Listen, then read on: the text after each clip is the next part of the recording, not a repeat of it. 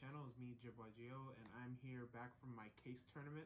I played Striker Maliss, the same deck that I played at YCS Anaheim, but I made some updates to the deck post YCS Anaheim with the changes to the format and just the evolving meta post ban list. So I wanted to show this. I went completely undefeated in Swiss. I believe I only went to game 3, round 1, but everybody else was a 2-0. I played against 2 Rizel Fiendsmith, 1 Maliss, 1 Cashier Fiendsmith, and then round 5 I played against Fire King, which was surprising. He was the only other undefeated. It was crazy. The actual tournament is up on YouTube at Gamers Alley, so I'll be going over the VODs probably today on stream. So if you guys are not already, follow me on twitch.tv/Jib_Yugioh. Now some shout outs. Shout out to my team and sponsor, Team JNC. Shout out to all the people that lent me cards. Santi. Shout out to JJ for also lending me cards and driving me there. Also shout out to Drew. But yeah, here's the deck list. So I played 3 copies of Dormouse, 3 copies of White Rabbit, 3 copies of Cheshire Cat. I know Pack cut down on Cheshire Cat, but I think that it should be at 3. The deck just doesn't have enough ways to play, especially with the board breakers and the lures. You just need more names. Then for the last engine piece, monsters, cybers, 1 Dotscaper, cut the Code of Soul. It's unnecessary. It does make your lines a little bit harder because now you always want to end with Crypt in the Graveyard if possible, so you really have to know your combo lines. But yeah, the Code of the Soul was really just a buffer for when you mess up your combos, just to get you that extra piece of interaction. And even when you didn't, it would give you that extra piece of interaction.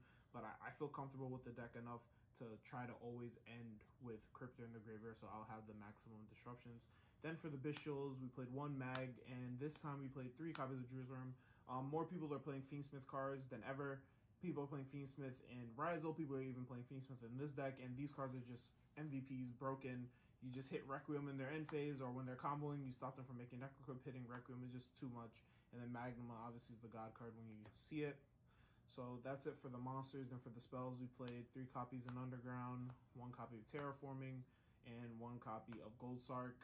Yeah, just more Malice names, more consistency. All these cards are great. I wouldn't cut down on any of them. Then for the power spells, played 3 copies of Allure of Darkness, 3 copies of Engage, the MVP, Broken Engine, best sub-engine in Malice, I'm still jacking it. 1 copy of Hornet Drones and Anchor as the targets. Another new addition to the main deck is 3 copies of Thrust. This is a card that was in the side deck last time, but it was just moved to the main deck.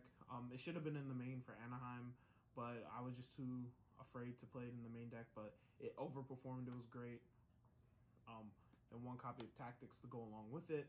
Then for the rest, 3 copies of Book of Eclipse and 3 copies of Impermanence.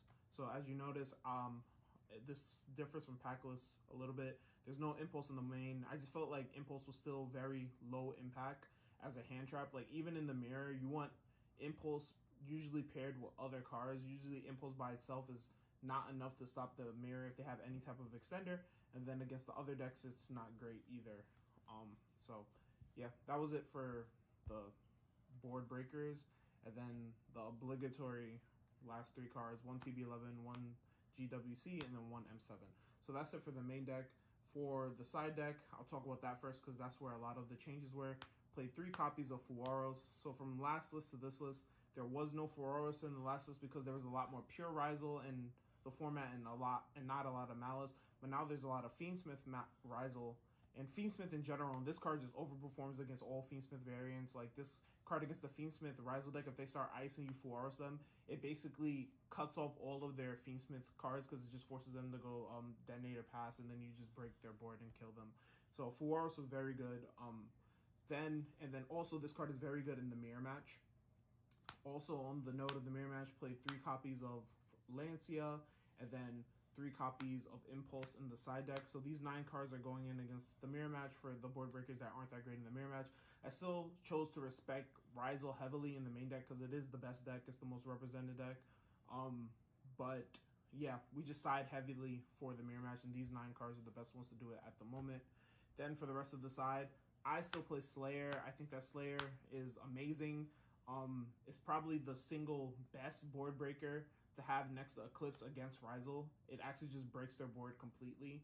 And with it, because of some changes to the extra deck, we are siding one copy of Aggregator to go with it. So against the Ryzel decks post side, you're just taking out the D-Save Worm and keep putting in the Aggregator as the target.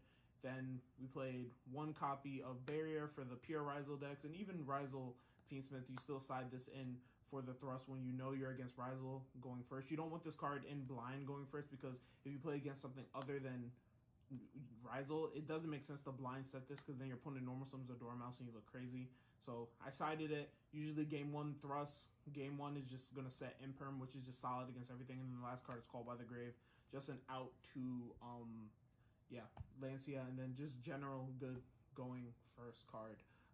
Another thing, I didn't play Crossout. I think that Crossout causes bad deck building, because when you play Crossout for Lancia, yeah, obviously you have Crossout for Lancia, but then you want Crossout to be good in the scenarios in which they don't have Lancia, and then you're forced to play really bad cards in your deck. I'd rather just skip that part.